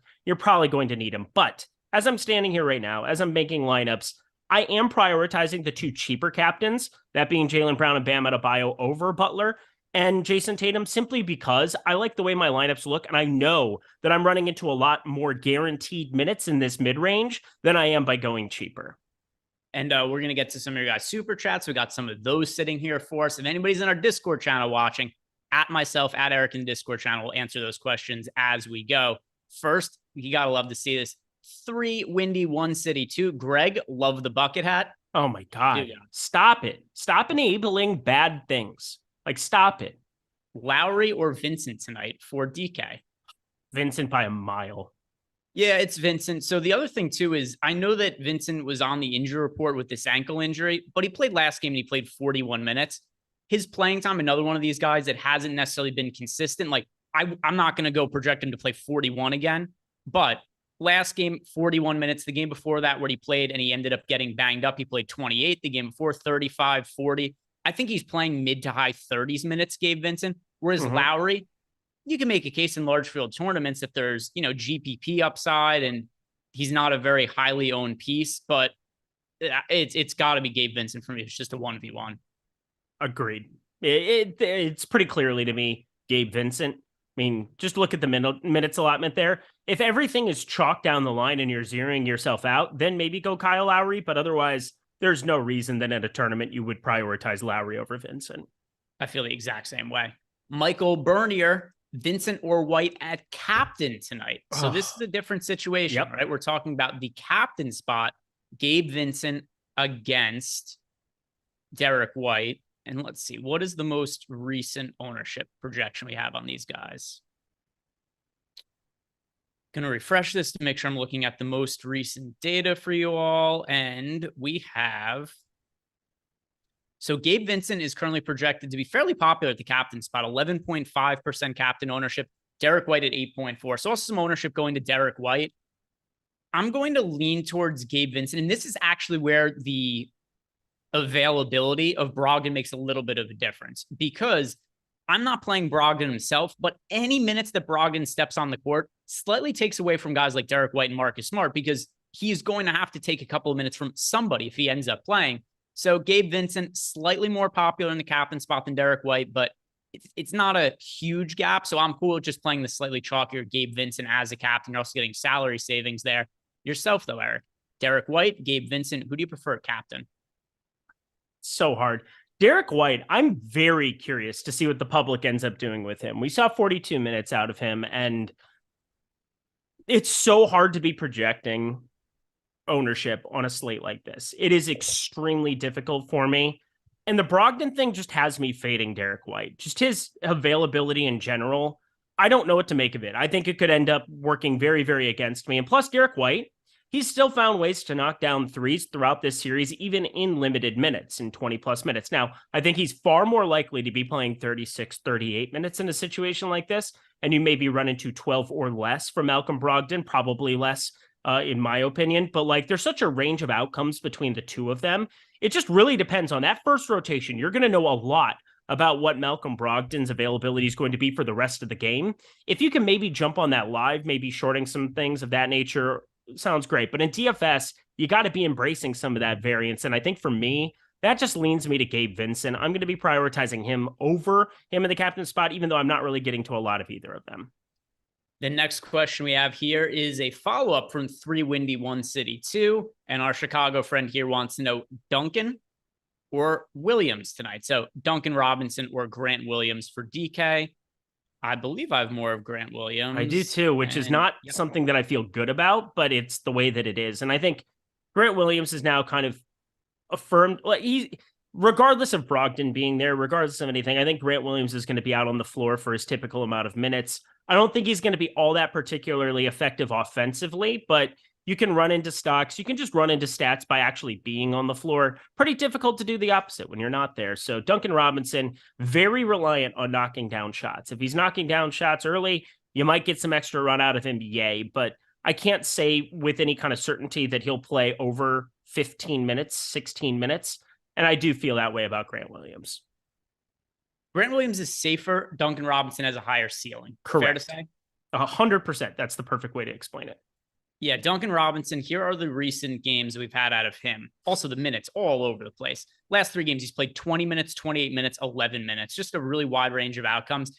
Here's the game script. I think it makes most sense to play Duncan Robinson. If you're playing a lineup that's more geared towards the Celtics, where you'd be thinking maybe Boston blowout, that's where Duncan Robinson has to step on the court, hit threes, and try to keep them in the game. If this is a competitive game where the Heat are leading, I don't think we see a ton of Duncan Robinson. He's very dependent on them trailing and them needing 3-point shooting on the court.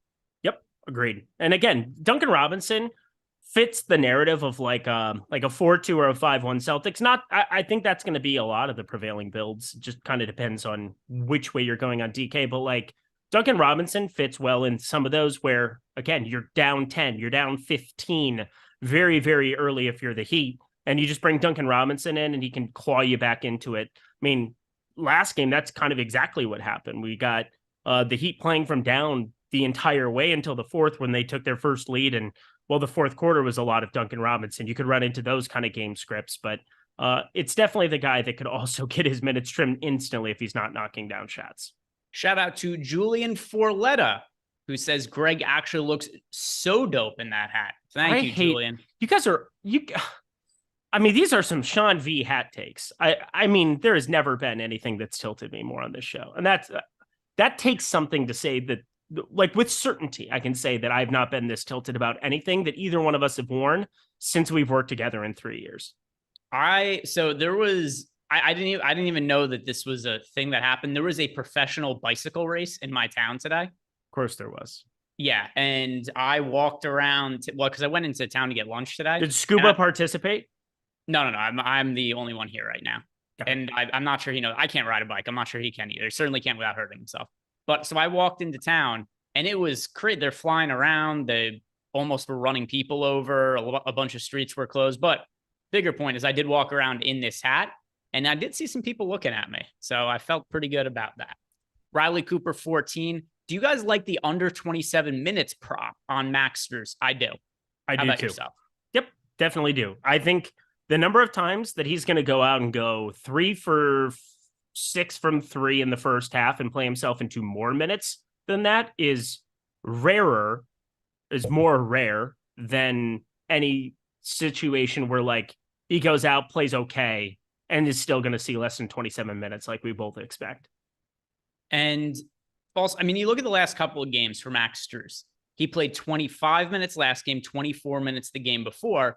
And now I think some of those minutes, if we're assuming you and I both on the same page, that Bam Adebayo and Jimmy Butler are playing more today. Every game or every minute. Yeah. Which I think so is I told this story on the Underdog Fantasy show that I did with Laffy earlier today, but Doris Burke was doing the Sirius XM radio. I was driving back across the country while that game was going on. I pulled over just outside of Provo, found a brewery, which is very difficult to do when you're like right by Provo, Utah. They don't like drinking in those parts. A lot of like Chuck E. Cheese type places, which is kind of weird to me. But either way, Doris Burke, Cody Zeller came on the floor and he played a minute and a half or 2 minutes. She's like, Cody Zeller, adding great energy and whatever else. And then all of a sudden she goes, and that's enough of Cody Zeller, as he came off the floor for Bam Adebayo like right away. It was incredible. He played 2 minutes or a minute and a half or something. It was incredible. By the way, an alternate take here. This one is from Tori Tremble. Tori saying, Greg, I hate the hat, but I'm just trying to help you dip your wick. I don't really know. So I don't really know how that comment helps me in any kind of way. But or like, I don't know, our general audience. We have 1.3K people here. Maybe 2 that might partake in the dip. If there are 1,300 people watching us live right now, 1,301 of them are men. That's because if you look at our YouTube demographics, it's generally the makeup we have. Not entirely, but also Brian Houston brings up a good point. Greg's hat is missing the string. I agree. It would look a lot cooler with the string, and then I could take it off and I could have it rest on my neck. It's in the hole. A little bit of that. But not one of those. Speckler. Not one of the options it came with. Let's dive into Discord and see what questions we have in there. Here we go. We've got Sean Sullivan Jr. saying, any thoughts on playing Zeller? He might get a 0, but he is so cheap. Yeah, I think this could, considering the minutes that I think we're going to see from the star players, number one, I wouldn't be surprised if somebody ends up in the optimal lineup with a 0. I think that is well within the realm of possibility.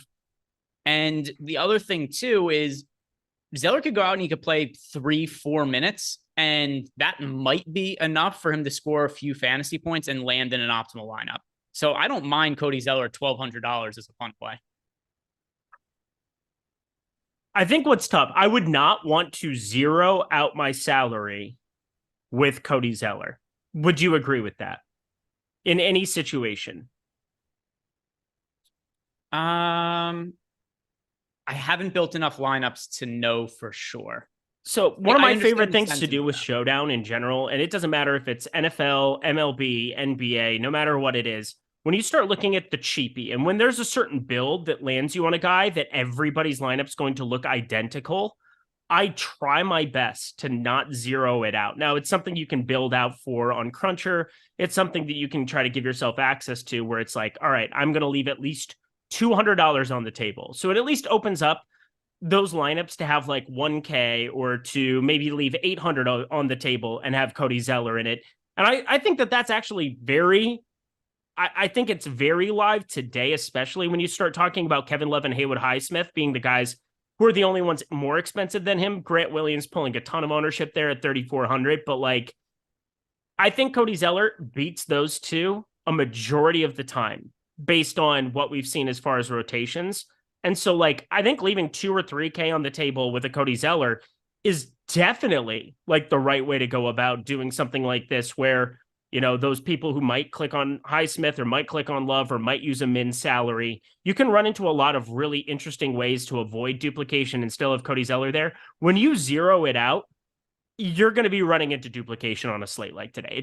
It's inevitable with Cody Zeller in that lineup that like you're going to look exactly the same as everybody else. Depends who your captain is.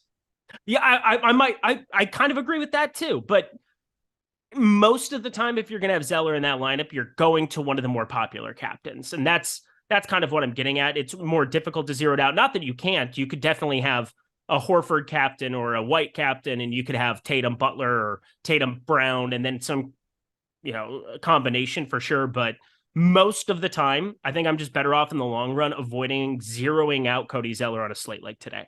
No, in general, though, I like leaving salary on the table for Showdown anyway. Same.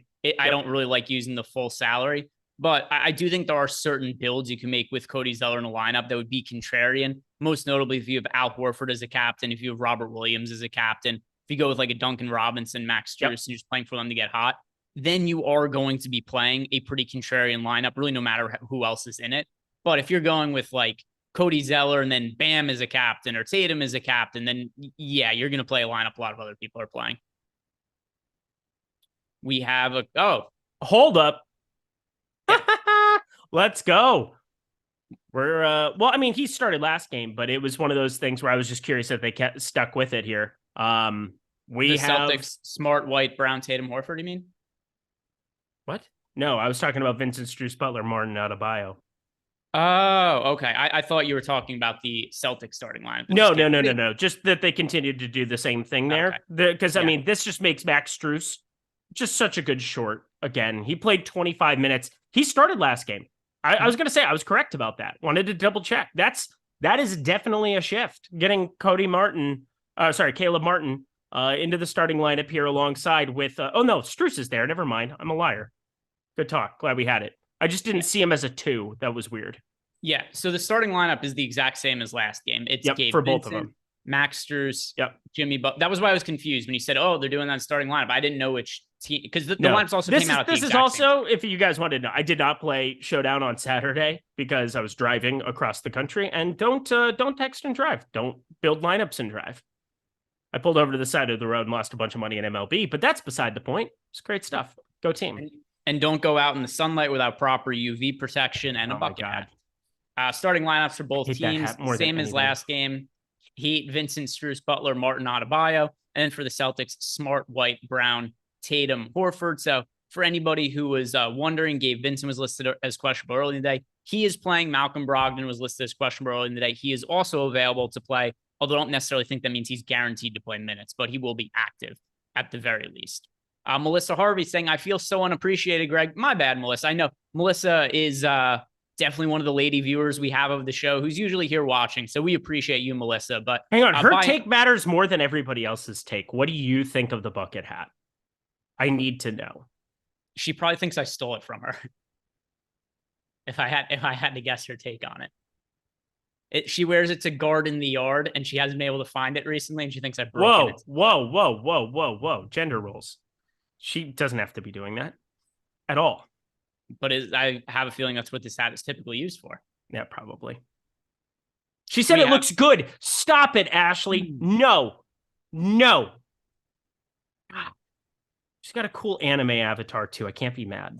We have a poll up in the YouTube chat that Jordan put up. Does Greg look good in the bucket hat? 65% of you people have said yes.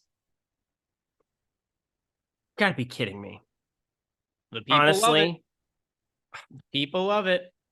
Also, why isn't Eric dressed up as a skipper? Because I don't hate myself that much. I hate myself a lot, but I don't hate myself that much. We've got a super chat here from Ryan Schnabel. Ryan says, love the show, fellas. Hope we have a good game 7. Jalen Brown and a punt at 1K or Derek White and Duncan Robinson. Do you have a favorite 1K punt? I do. Obviously, I've been thinking about these a lot. And so, I mean, there's a lot of ways that you're just taking a 0. Like, I think most people, you're taking a 0. But there's one player, and I don't know if it went very noticed by the public, but did you see the one player got rotation minutes last game at 1K? There was one player who got rotation minutes. We're talking second quarter minutes last game. Sam Hauser started the second quarter. Oh, that's right. Sam Hauser has to be the guy at 1K. If you're playing a 1K player, play 2 minutes. If you're playing a 1K player, though, it has to be Sam Hauser. I don't think it has to be. Well, I mean, you could go a 5-1 or something like that where it's just an absolute nuke. Miami loses by 30. I think that's definitely on the table. And then you could run into Peyton Pritchard or, something of that nature. But like, if you're going to play a normal build for a normal game script, I don't know how you click on any other 1K player besides Sam Hauser. Yeah, so my favorite 1K player, I understand what you're saying. My favorite 1K player, though, is Omer Yurtseven. He played garbage time a couple of games ago. To me, one of the, if we're looking through different outcomes, different game scripts in the game, I think the third most likely outcome, right? So the most likely outcome, Celtics win outright. Second most likely outcome, Heat win outright, although less likely than the Celtics winning.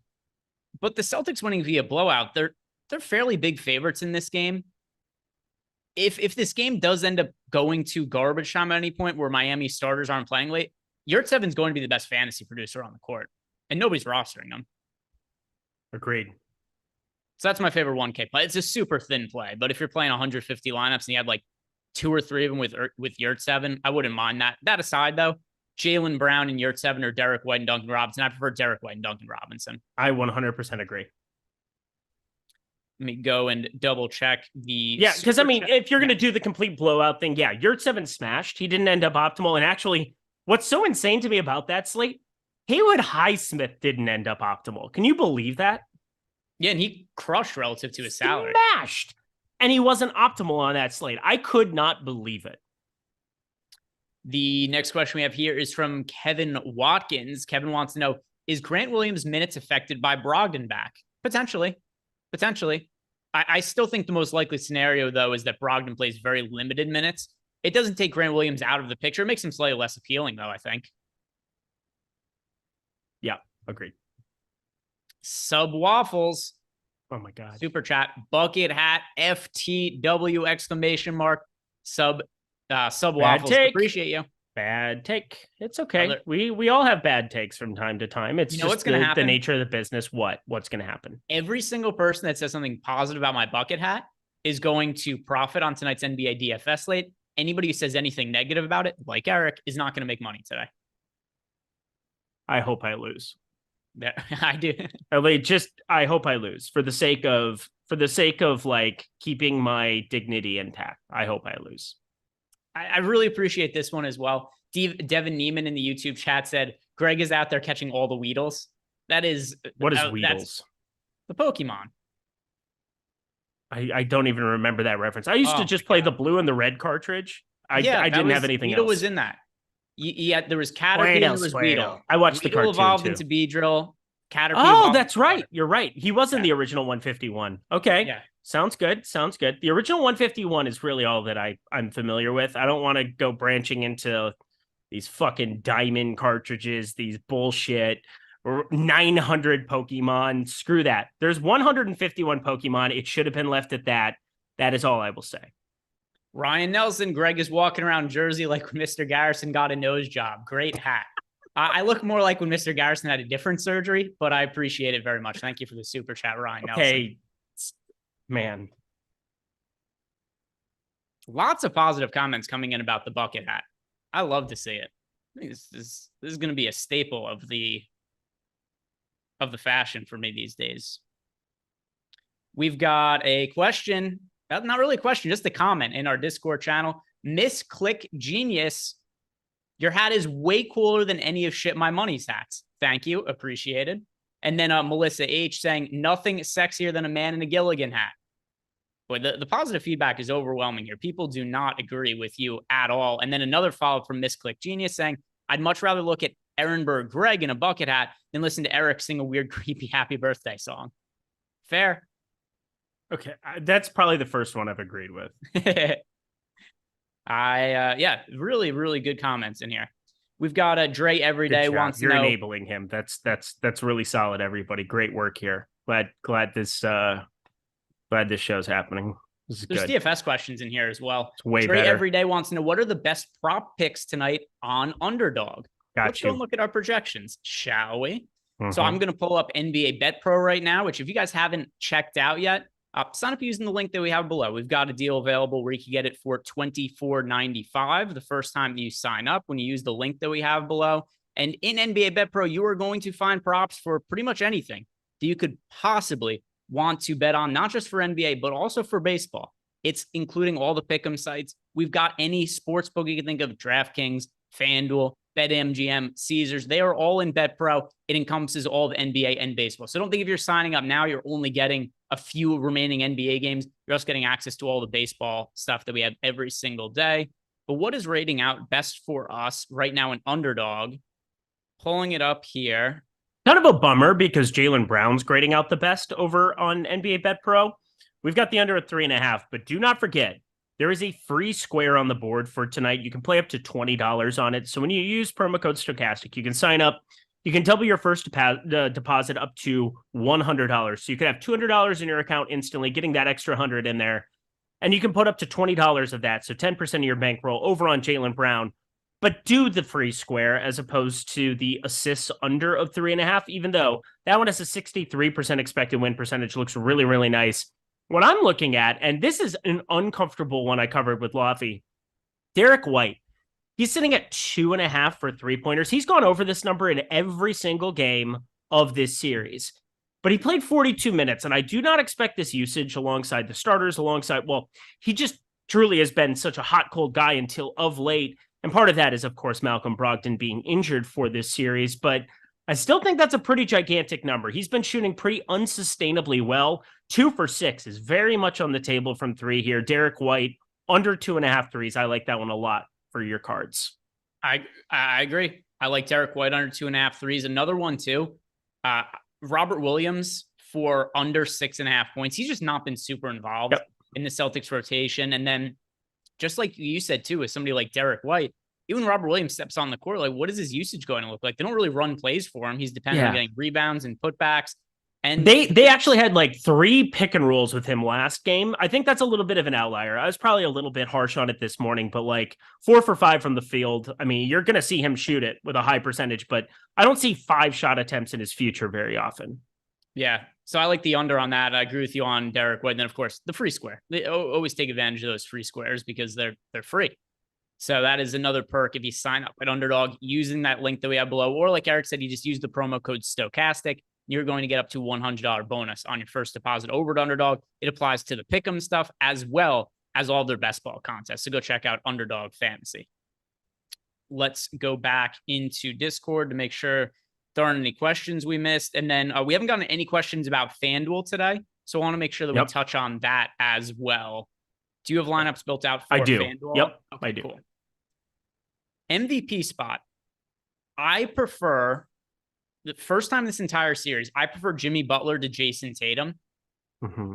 And a couple of reasons why. Number one is I think that if you're asking me which player is more likely to play 48 minutes, the answer for me is going to be Butler instead of Tatum. I think Tatum plays a shit ton of minutes, but I think if Butler plays 48, I think Tatum most likely scenario is probably in like the 45, 46 minute range. I think there's slightly more minute upside for Jimmy Butler. He's $1,000 cheaper. He's also a little bit less popular in the MVP spot, and the FanDuel scoring is a little bit more favorable for Jimmy Butler. So if I'm paying up for one captain on DK, it's going to be Tatum. On FanDuel, it's going to be Butler. Do you have a lean between these two stars for the MVP, or is there somebody else that you're looking at? Yeah, we saw in game 1 of this series, coming off of the absolute scorcher from Jason Tatum, and then Jimmy Butler kind of falling by the wayside. We saw Jason Tatum with almost double the MVP ownership. That's always been in the back of my mind coming into this game. And I'm playing quite a bit on FanDuel today, mainly because I want to take advantage of Jimmy Butler in that MVP spot. We also have him projected in the advanced stats page over at Stochastic for 2.9 steals plus blocks. And you talked about it being more favorable for him. I would say Jason Tatum's been unsustainably good in terms of steals and blocks compared to what he was during the regular season. He had 3 stocks in game 6. He had 2 in game 5. He had 3 in game 4. He had 2 in game 3. It was pretty wild kind of outcomes that we've had from Jason Tatum in that department. That's traditionally not something you're going to be running into a ton with him there. So yeah, Jimmy Butler, I think from a stocks perspective, also, I think we expect him to distribute a little bit well, got close to that triple-double. I think for FanDuel purposes especially, even though we expect lower usage, Jimmy Butler, I feel pretty confident about being an underutilized MVP piece compared to Jason Tatum. And then is there anybody else that you're considering? So much of the ownership at MVP is concentrated. We've got 41.5. I'm playing 2 of them. I have 5% Bam Adebayo. He's the only other guy showing up. I think Jalen Brown is a little bit overlooked at only 6.8% MVP ownership. I can't play anybody reasonably outside of those 4. No. Tatum, Butler, Bam, Jalen Brown. Relative to ownership, I don't think that Brown is a terrible MVP choice at 6.8% if you guys want to get a little bit contrarian, but the priorities are definitely going to be Tatum and Butler. And then same goes for the star spot as well. MVP spot, Tatum, Butler, star spot, also those stars. Where things kind of get interesting, though, the pro spot. Are there any guys that are somewhat contrarian that you're getting to at the pro? Because I do think that's one of the more reasonable ways to differentiate FanDuel lineups. Well, did you see who was optimal in the star last game? I don't remember. Caleb Martin. Caleb Martin won people a fudge ton of money. Like we're talking, he was optimal across the board in the star. He had 45.5 fantasy points on FanDuel. He was the absolute smash of all smashes there. I did have like a lineup or two that I still played just to be able to keep track of everything from Saturday. But Caleb Martin really kind of jumped to the top in terms of star. I'm with you where I think we're still looking at Butler, Tatum, Adebayo, Brown as the primary pieces of that star spot. That's pretty indicative of what we're seeing in ownership, but I'm taking some shots on Marcus Smart up in the star. I think defensively, he can run into a pretty interesting type game script. He had 42.6 fantasy points in that blowout win that kind of turned into less of a blowout win at home in game 5 because they had all the bench players closing out that basketball game, only finished with a 13-point spread. But he had 30 minutes there, put up 42.6, and that was by way of 5 steals, knocked down threes. Like, you've got to have Marcus Smart knock down threes there, but I'm taking some shots on him being that star guy. And then as a result, he's the guy that I'm just jamming in the pro spot. I know he's the most popular guy at 19.3%, but one way I'm combating that is I'm actually playing some Marcus Smart in the star spot. Couple ones that stand out to me, and this is going to be relative to ownership and negatively correlated players, but you can only play one player in the pro spot one lineup anyway. Gabe Vincent and Kyle Lowry. I think I feel pretty strong that Gabe Vincent is more likely to play the bigger minutes. But if Vincent's ankle is bothering him, maybe he struggles early, Lowry is making shots. It's not out of the realm of possibility that Lowry ends up playing big minutes in this game. He's only projected for 2% pro ownership, and then we've got Gabe Vincent only projected for 6.9%. Each of them individually have upside. I think those are two reasonable plays to differentiate your pro spot. Any strong feelings, agree or disagree about Gabe Vincent, Kyle Lowry? Nope. It is what it is. I mean, you're trying to just take advantage of positive leverage. I think that's what it is. And I'm playing some chalk with Marcus Smart there. I'm doing the same thing. I'm going to some Bam Adebayo at 9.2% in the pro, playing some Gabe Vincent in the pro. And you can kind of throw their salaries out the window to a certain extent. When you're talking about, like, it's just simply how many people are going to be rostering in that spot. And generally some of the more expensive guys, be it Jalen Brown, Bam Adebayo, Jimmy Butler, Jason Tatum, everybody's going to have pretty positive leverage going down to that spot. And just switching that star and pro can work out so nicely for you. You're going to avoid a ton of duplication, just like we saw with that Caleb Martin play last game. But for this one specifically, I am playing Marcus Smart the most in the pro, so don't want to say I'm doing something that I'm not there. But I'm totally with it, where I think Kyle Lowry, Gabe Vincent, those are two really solid plays at Vincent's at 7.1% in the pro, Kyle Lowry at 2.6%. Those are both nice ways to get some leverage. Yeah, and it's only on Lowry, only based on ownership. It's only because... Yeah, that's exactly it. It is nothing to do with my confidence in minutes. They're fairly low. It's just I know what the upside looks like, and he's just not getting any ownership today. So that's what kind of makes him appealing. And we've seen an upside from him in the playoffs. Arkathelza back says he has a critique on our attire for today, Eric. He doesn't says, like my shirt? He says, Eric, I like you a lot, but it's 2023. Don't wear a golf shirt every day. Fuck you. You could use a hat. You look cool in a hat. Oh, some of the audience likes the bucket hat. Anything else you want to talk about in some of the multiplier spots for FanDuel? Stop enabling him. Just stop it. He's an addict. He needs help. He was trying to help you. He didn't say anything positive or negative about PhilipRivers.gif. He's just trying to help you. DraftKings, I see you turn the swag on. Thank you, my man. Can I get your favorite captain on DK for single entry and then favorite utility play? Yes. Do you have one, or are you just going to? Oh, yeah. I thought you were going to go. I thought you were going to say yours. Oh, no, you first. go. I thought you were anxious. Yeah. Oh, I am anxious because I think my favorite captain play by far for single entry is Gabe Vincent today. Let's see. I can get pretty much all the studs, or 3 of the 4. I can get 3 of the 4 pretty comfortably with Grant Williams. I know he's 3rd highest in terms of ownership, but like 41 minutes, man. He looked a lot better than I think everybody was expecting right out of the gate there. And now the ownership is kind of caught up. But I still see Adebayo, Brown, Tatum, Butler getting a lot of the ownership. So I am going to be somebody who just drops down below and tries to get the combination of multiple pieces of those for single entry. And I think Gabe Vincent's the best route to do that. Otherwise, Marcus Smart is somebody in large field GPPs that I just have a ton of in the captain. I'm kind of tempted to say Al Horford. He played well over 40 minutes in the elimination game last year. I'm going to say Caleb Martin as my answer. I whenever I'm building if I'm just hand building one lineup for a DK single entry showdown contest, I'm always looking for somebody who I think is who's picking up some ownership in large field tournaments. That I think is a good points per dollar play, but it is just going to be much lesser owned in single entry contests. I think Caleb Martin fits that bill. He's only 7K in the utility spot, 10,500 in the captain. And this is a guy who we've seen have a lot of upside. He's playing really well in the series. He's taken all of Kevin Love's minutes away from him. So I'm going to go with Caleb Martin, but I'm tempted to answer Al Horford at sub 2% ownership. Oh, God. See, that's frustrating. You talked me into Bam Adebayo last slate that we did this show together. I think it was game 5 that we talked through. I ended up going to that. And I'm primarily playing. I have a lot of single entry stuff over on DK today. I just find it to be a really fun format for today. In the large field stuff, I am playing Marcus Smart primarily. He's somebody that I want to get to, but like Al Horford, somebody that I just have felt was going to run into a good shooting game eventually. I've been playing him a lot in the captain. It has not gone well by any means.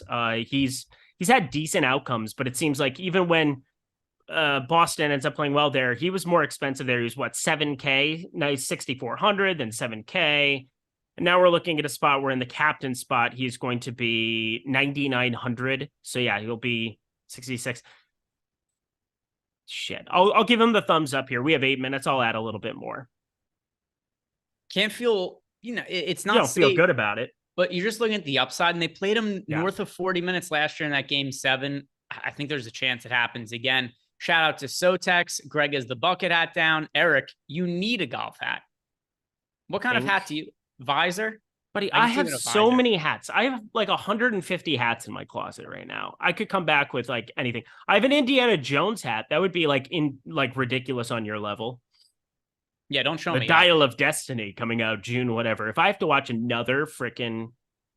We're over all the commercials. Like it hasn't reached Burger King level, but like these have been some pretty atrocious commercials yet again for the NBA playoffs. I can't even remember. So there have been a lot for Indiana Jones. What else? What other commercials are you bothered by? I don't know. Any Whopper, Junior Whopper. No. Imagine the first commercial just for bucket hats today. I mean, honestly, then we're living in a simulation. That would be awesome. Let's see. Well, let's see if it happens. We'll see. Going back into Discord. Plus 15 million. Going back into Discord to see if we have any questions left. We do not. Also, who are you picking to win the game today? What do you think the outcome is going to be?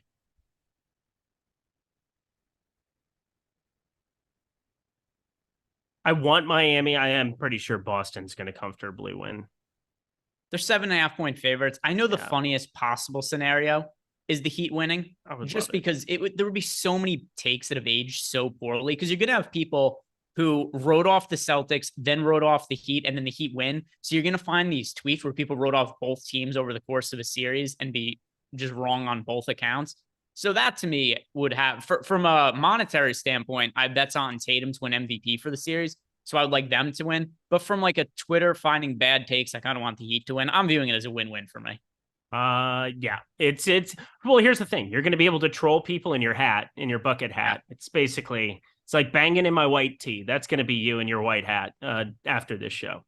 Yeah. No matter what happens. Yeah, but without the banging. I mean, when they were down 3-0, it was Joe Mazzulla was going to get fired tomorrow. And now the dude's like on the precipice of being in the NBA finals and being immune from firing for another calendar season. So the other thing too is I kind of understood where the sentiment was coming from, because the players have been fairly negative. Like Marcus Smart, when they made, it was the lineup change when they put Robert Williams in the lineup for the first time. And he was like, hey, Joe's learning. I love to see that. It's like, I don't usually see comments like that from players. So it did seem like there was a little bit of a negative locker room sentiment towards Joe Mazzulla.